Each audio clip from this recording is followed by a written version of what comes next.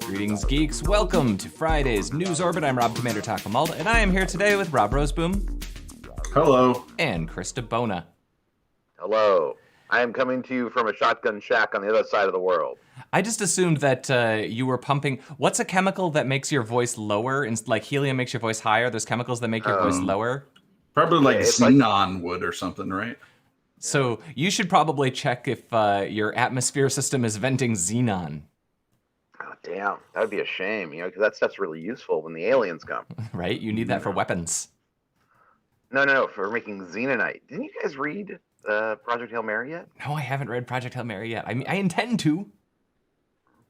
But, it turns out I've had an unusual week at my house. Is a heat dome hitting your orbit, or are you guys safe from the heat dome? I don't like to talk about... I don't like to talk about my heat dome. What?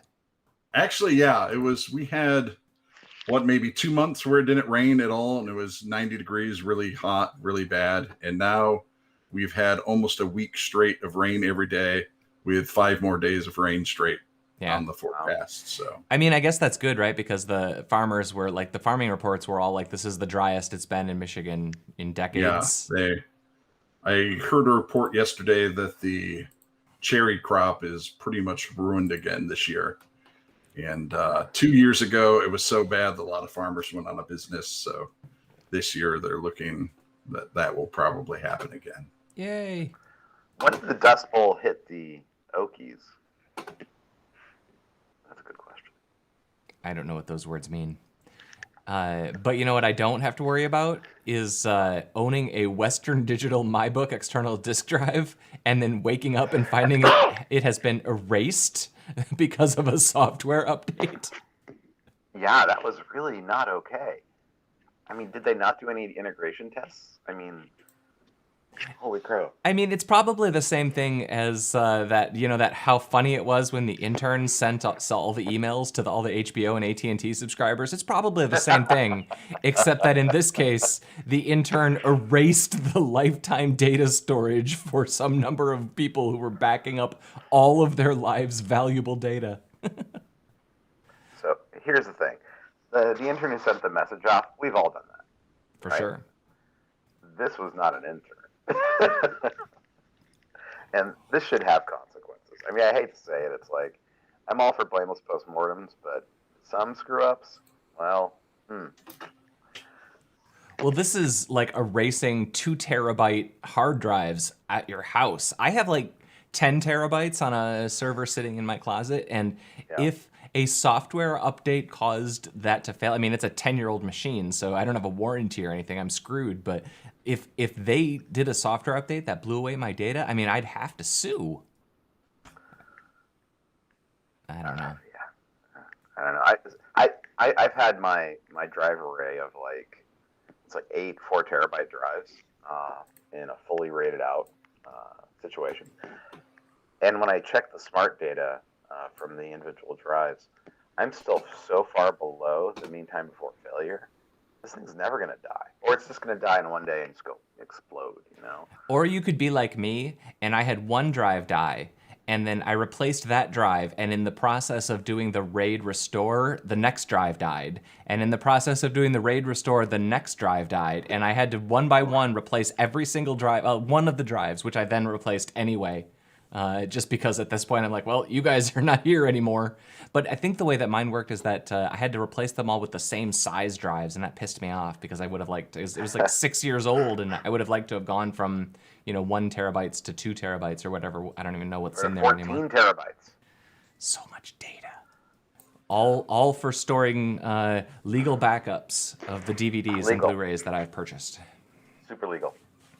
Actually, that's a huge percentage of what I have. It's photos of my kids and backups of my DVDs.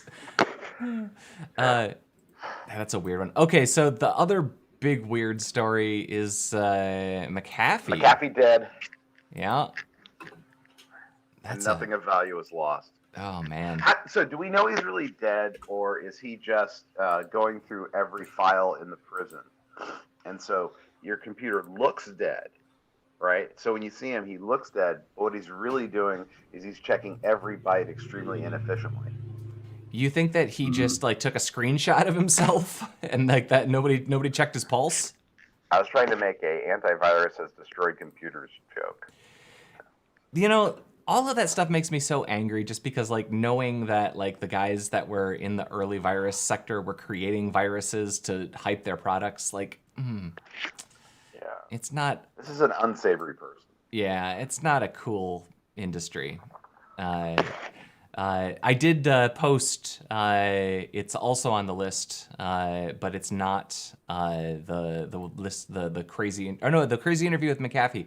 I don't know if you guys have seen this video, but it is next level weird. It's some interview that he did with TBS, and it's really funny. Did we lose you, Chris? No.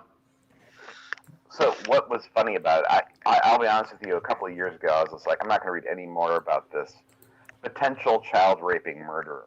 Well, it's it's an interview that he did with what I mean. It matters in the context of the story. A very attractive female news person, and the way he treats her is like she handles him like a pro. It is so she just executes him. Which that's the wrong choice of words in this context. She slays him. No, that's the wrong choice of words too. She brutalizes. No. She probably lets him dig.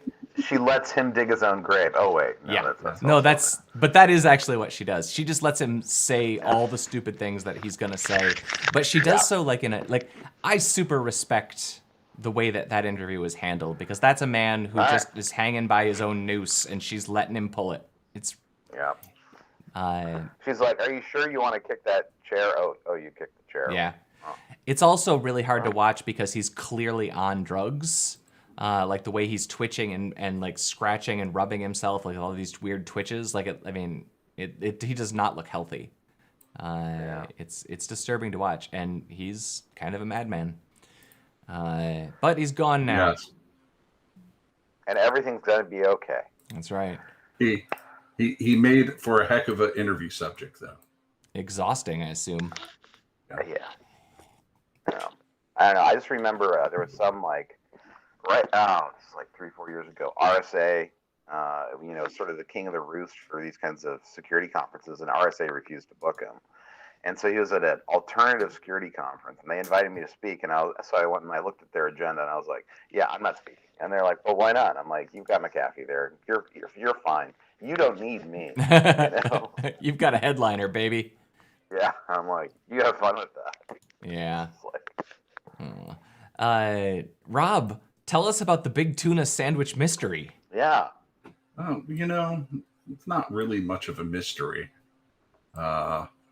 It turns out when you cook proteins, it becomes hard to DNA test them. Is basically the takeaway from this. Shocking. Although I do like all those stories where it turns out when you go to certain high-end restaurants and order, an expensive type of fish, that quite often it was proven you were eating cod, or orange roughy or some other type of fish that they collect in big seine nets instead of line and tackle like you might have thought you were eating. So this one, someone was already suing Subway over their tuna. At first, they were claiming that it wasn't tuna. It was other fish as well. Now they're just claiming that they are not using the sustainable practices they say they are. Mm. So someone from New York Times went and got a tuna sandwich from Subway, had it DNA tested, and they could find no recognizable tuna DNA inside the sandwich, which means one of two things: that either it's not tuna or the cooking process ruined any sort of usable DNA strand that they might have had. And that seems the much more likely culprit to me at this point, because quite frankly, canned tuna is about the cheapest fish you can get already. There's not much sense in swapping it out for another type of fish. Right? Because it's already sort of bottom of the barrel. It's already gross. Well, here's the thing. There's some really, really good canned tunas, right? And there's a number of very good canned fish. But Yeah. Starkist and what Subway uses is not among those. But the real question is, can you put canned tuna on the uni oven that is being advertised to you, Chris, every time you read the news? Okay, I will admit, this is a bit of remarketing gone wrong because I have purchased and am waiting for the 16-inch dual fuel uni oven. So I'm very excited. It's going to be 20 weeks, which is fine. 20 weeks? Well, no, because you can get the smaller ones and the less cool ones. But we wanted the one that you can actually burn the wood in, as well as the cast. So. All right. Well, and Christine wanted the larger one because the 12 inch is nice, but it's a little claustrophobic. 12 inches is not enough for pizza. No, it's not. Now, so here's the thing. We've had this discussion before. You might remember the Florida grouper scandal. That's true. Of episode, I believe, 505. Where... Oh, yeah. I don't remember which one, but we did talk about it in the modern age, post Jeff Bates forgetting to upload all the episodes. And so, yeah, that was where they found a number of Tampa-based restaurants and Clearwater-based restaurants, including Arco Iris and a bunch of other good restaurants, normally. They were not selling grouper. They were selling other fish as grouper, which is, if you're a Tampa person, a grouper is like, it's your mother's milk. It's so good. It's chicken. It's not chicken of the sea. I thought tuna was chicken of the sea. It's just chicken, right? Chicken is just chicken. Oh. So let's. We don't want to fall into the Jessica Simpson trap of thinking chicken of the sea. I think she was tweeting about this. Yeah, what's funny is she like, tweeted it is confusing. about the story. Yeah. So, I thought that was great. Yeah, good for her. Is Jessica Simpson related to Britney Spears? No, there's like a Jamie Spears. There is. There's all this like Britney Spears news lately. While they're both women, they're different people, Chris. It turns out there are many of them. Yeah. Early 80s. You know what they have in common? They want their tuna to taste good. Yep. They want their early noughties hit singles and tuna sandwiches. I don't know, man. Toxic's a great song.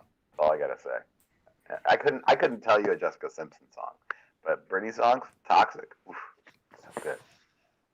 I don't think I could tell you a Jessica Simpson song either, but I watched her show for like a season because it was such a train wreck. She did a remake of These Boots Are Made for Walking for the Dukes of Hazzard movie. Oh. I know that. Well, that's exciting for her. Yeah, but I'm sorry. Boots Are Made for Walking begins and ends with Nancy Sinatra for me. I concur. I'm just saying. Wait, I should clarify. There was a version of that song done by a Canadian actress, and I forget it. And that was good too. But Jessica Simpson, I don't even know who that is. That's all I'm saying. Fair enough. When it comes to that song, she is a nobody. So you mentioned Florida. Florida's I guess it's a good place to eat grouper, but it's a bad place to live in an apartment building. Miami especially. So this building was on a spit of land out in the water. Yeah, right? I saw the aerial photography. I don't even know why we build things there. It makes me scared. I pasted into the channel they have a video of it happening. I think if you go all the way to the top, I think it was the last one that I pasted in before we started. Okay, so we'll get there. But here's the thing. Next year, they're going to kick off their 40-year corrosion inspection. And I mean, it looks to me, honestly, like, the foundations were completely undermined and the ground liquefied beneath it. But, who knows? I don't know what's going on here. But I do know one thing about Florida. Florida's going to rip you off, right? So if you're going to trust your life to a Florida condo, I don't know, man. I would be real careful because Florida going to rip you off. You think you're buying, a lot of sand and limestone, cement. Maybe you're not really buying the concrete you think you're buying because Florida going to rip you off. Maybe that grouper is tuna. What they were saying is that, the presence next to the water, drove the seawater into the superstructure of the building. It's like, Florida going to rip you off. Did all that stuff rust away and cause a cataclysmic failure that probably killed 100 people? Florida. It's all right. Everything's fine down there. Terrible. It's awful. It is just horrible. Yeah. So, America's Prop- Wang. The PropWorks auction is incredible. Just go through this auction, listener. There's everything. There's the 2010 models of Discovery and the rest. It's got the Abyss helmets. It's got everything. It's incredible, and it also has one of the Moonraker shuttles, which we covered in our movie night. That's right. I would link that down in the description below, but I don't know that everybody's ever read one of our descriptions. I was actually surprised that model was only like 10 by 12 inches. It's really small. Yeah, I'd have a hard time buying this for this amount of money. Oh no, that's not a prop that I would even consider. Model and paint it orange, Right? Not worth it. But I bet some of the other stuff in there is going to be the sort of thing that's $10,000 that I wished I owned, but I would much rather, pay for one of my children's semester of college in a few years. Yeah, it's just, this auction is incredible. It would be a fun. They got a Freddy mask up top too.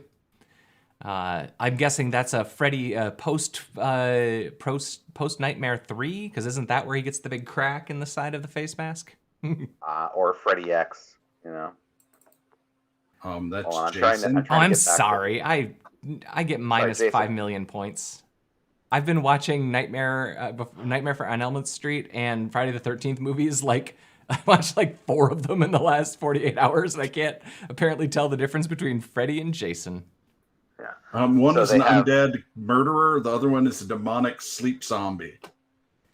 And with a cool fashion sense.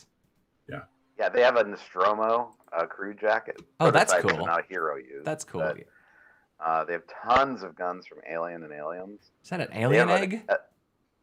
That is a xenomorph egg from 1986's Aliens. $6,000. Oof. I mean, I'm not going to buy it. No. Money. Here's the tail of the dropship, the Sulaco. I mean, yeah, that's some neat stuff for sure. I'm going to definitely spend some... Oh, that stuff's cool. I'm going to go look through that when they're done. It's so good. And they have like some boring stuff from American Hustle. But yeah, like, this is a feast for the nerd eye.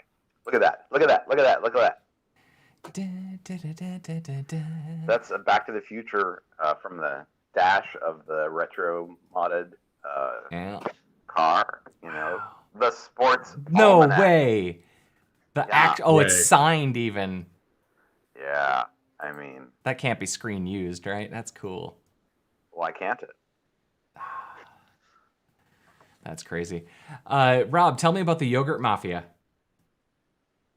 That is kind of that story's interesting. I don't care so much about the personal redemption story of these two people. It's just cool that they figured out how to make yogurt while they're in jail just by watching a television show, and they're both meth cooks, and they decided they needed a hobby. Happened to watch a show about how easy it is to make yogurt, and I guess the food at the prison they were at really sucked, so they started an industry. They started cranking out prison yogurt. They got really good at making it. So much so that other inmates wanted their yogurt. They started sneaking cultures of it into other prisons because the story of their yogurt started expanding across the penal system in New Zealand, and they became known as the Yogurt Mafia in prison because they cranked out some really good yogurt that was cultured and kept protected on steam pipes.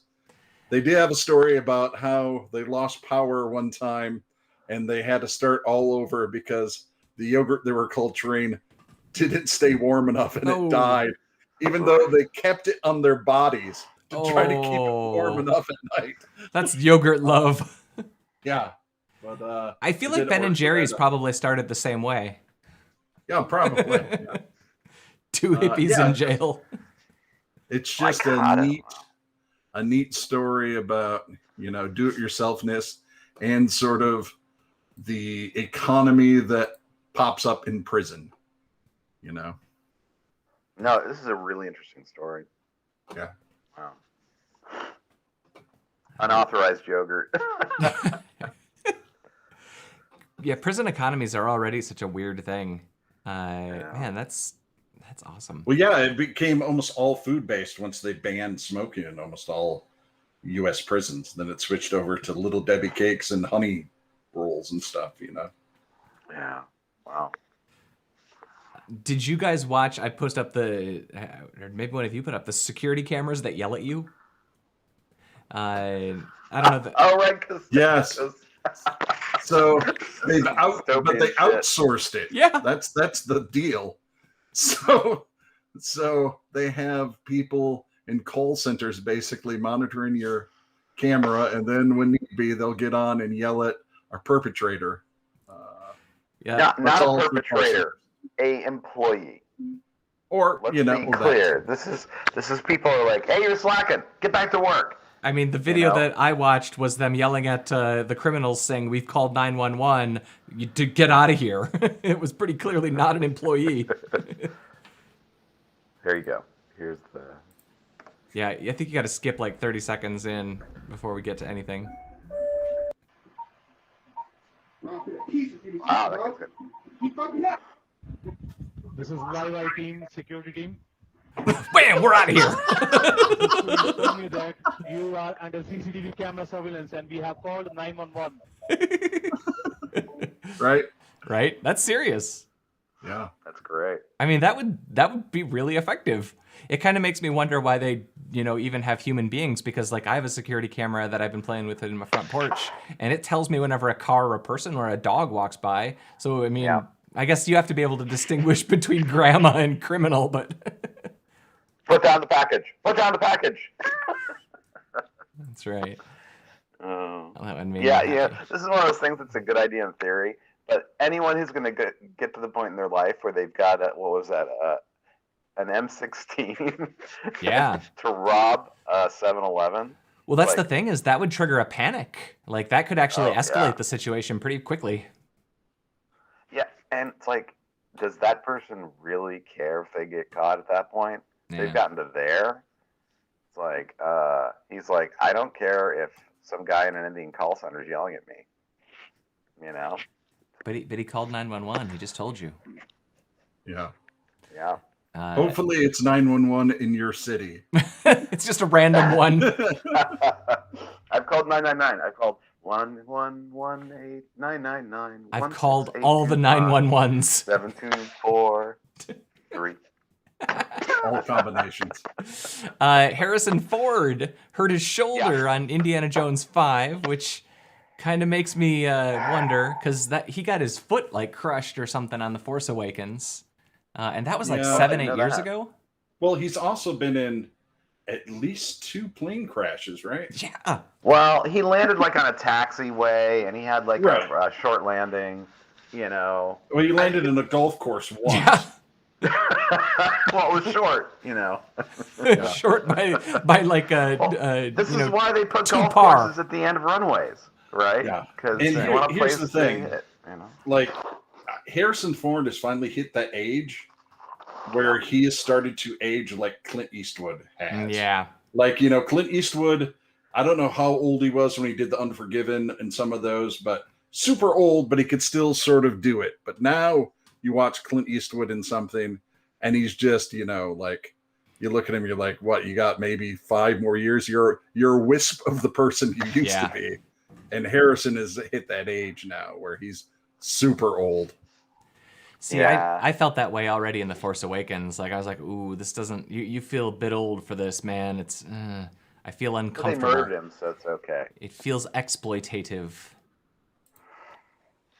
But no, they're going to shoot around him, and I can't imagine that that's going to make for an improvement in their movie. But I hope so he's 78 years old. Yep. Right, and the thing about shoulder injuries, you know how I tore my labrum and I had to get surgery.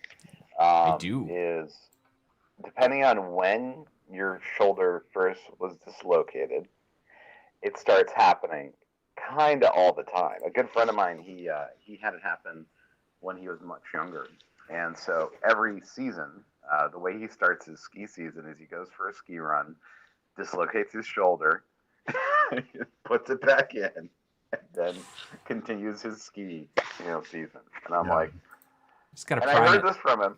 And when I got back home, so I threw my shoulder out. I dislocated my shoulder, tore the labrum, and they reset it at the ski resort urgent care. And then before I got a chance to get an MRI and then get surgery, I was taking my kid to school, and I reached out with the same arm that I injured, and I grabbed a hold of the car door, and I pulled like this to close the car door, and it pulled right out. Oh no! And it was just So it's a lot of pain.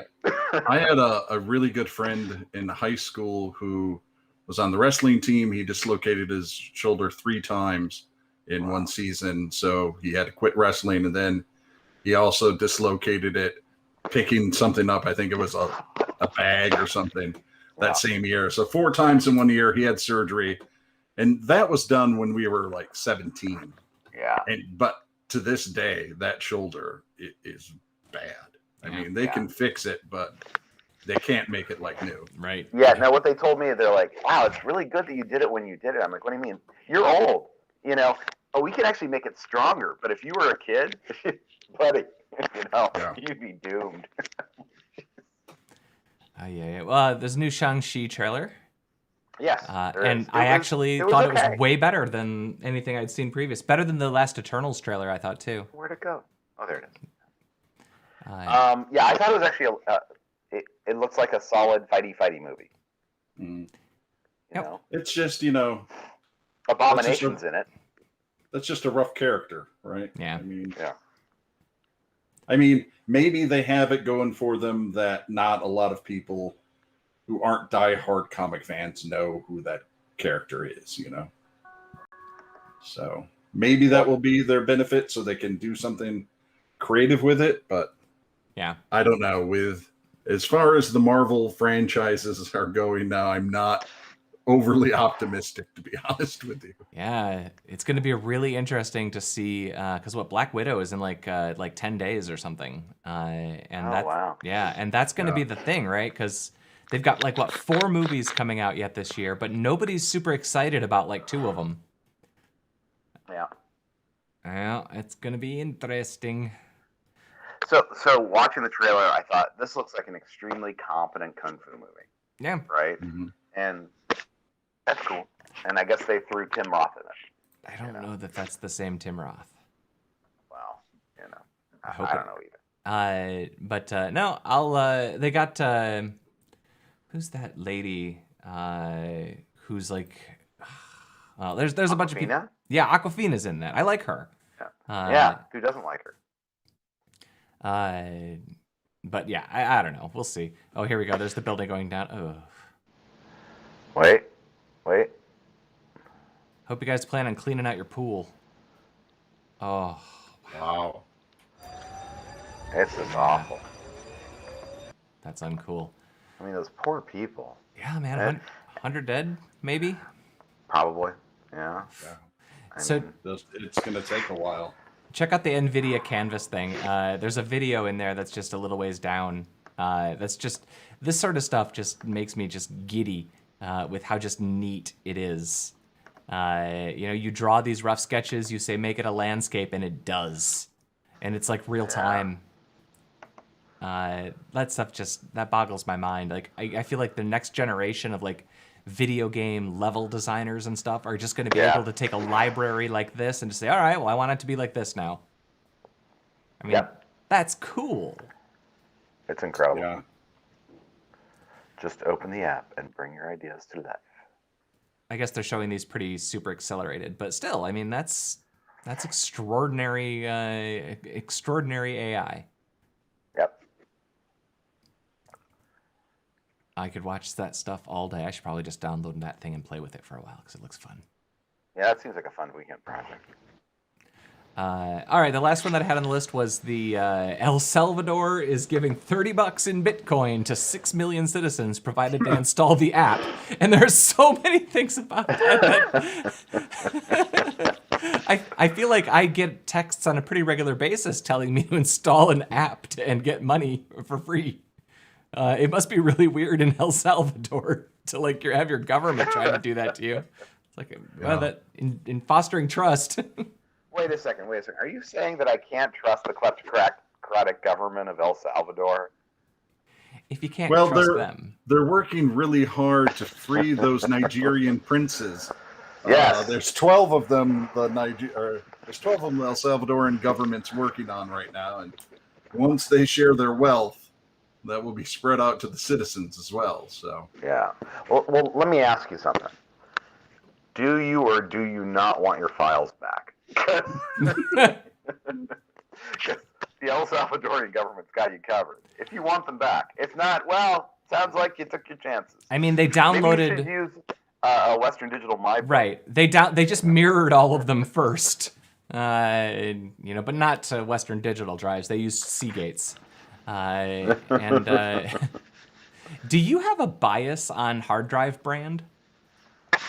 So I don't, and let me tell you why. So when you look at hard drives over time, right, you can only really tell a year later if you got a bad batch or not, right? Mm-hmm. So over the years, in the firm that I work for and others, there have been times when you were buying Hitachi, you were buying Western Digital, you were buying Seagate, and the reality is they're all pretty high quality, and bad batches are pretty rare, but they do happen. So you get guarantees, you get warranties, and you exercise them, right? So I was thinking about that because when I worked in like 1995, I repaired 486s and 386s for like 2 years, and the guy who ran the shop was basically, if I found a Mac store or a Seagate in anybody's computer, there was a standing order to replace it with a Western Digital.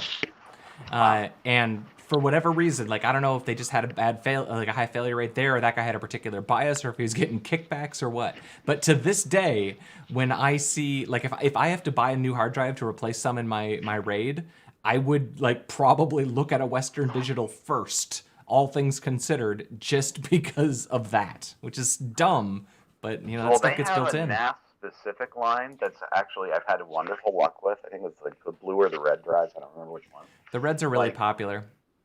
Well, yeah, but like the blues are even cheaper, and they're designed for lower volume NAS, like home use NAS. Yeah.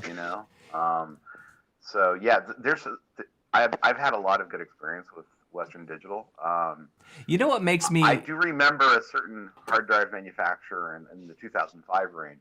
They had a problem with the solder they were using, and so when you would have a rack of machines that was pretty hot, the topmost machines would desolder themselves. Oh yeah, that's fine. They just couldn't hit the temps, That's fine. Yeah, that's fine. And then we had the capacitor plague. It was in the early 2000s, right, where it was like a fungus in the dielectric of the capacitors, and it took out motherboards for a decade. Like machines and yeah, it's like it took forever to get those capacitors out of it. What year was that? I still love that if you look at like the Data Hoarders subreddit, like the notion of shucking drives, like I find that to just be the funniest concept in the world. Like you have to find certain batches of external hard drives, and it's cheaper to shuck them and throw away the shells than it is to buy the standalone drives. So people just buy stacks of them. It's crazy. Yeah.